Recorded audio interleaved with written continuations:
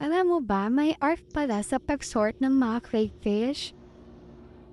Hindi lang ito basta hiwa-hiwalay, kundi strategy para sa healthy at productive tank.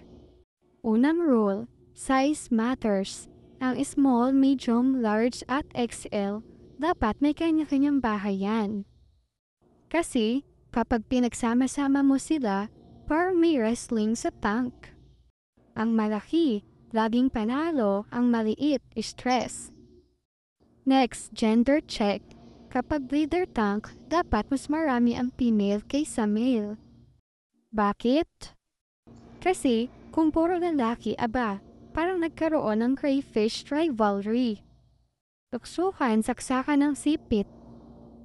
Ang ideal ratio, isang male mga 2 to 3 females. Mas chill, mas productive, mas romantic vibes sa tank. At huwag kalimutan, i-separate ang craylings at mga buried females.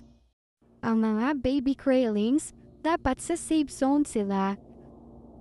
Ilagay sa ibang tank or trapant. Ang mga buried, deserve ng peace and quiet habang nag-aalaga ng eggs. Pwede sila ilagay sa mga hatchery tabs or boxes mo. Walang istorbo, walang stress.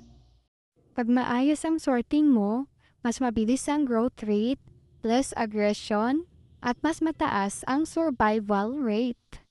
Ibig sabihin, mas konti ang casualties, mas masaya ang harvest. So ayun, sorted na ba ang crayfish mo? Or nagmi-mix-mix pa rin ang mga breeder, craylings at mga pasuway na lalaki sa tank? Paki-comment mo naman kung ilan ang ratio ng male to female crayfish mo. Baka ikaw na ang next guru ng ARC. Like and share. Follow for more.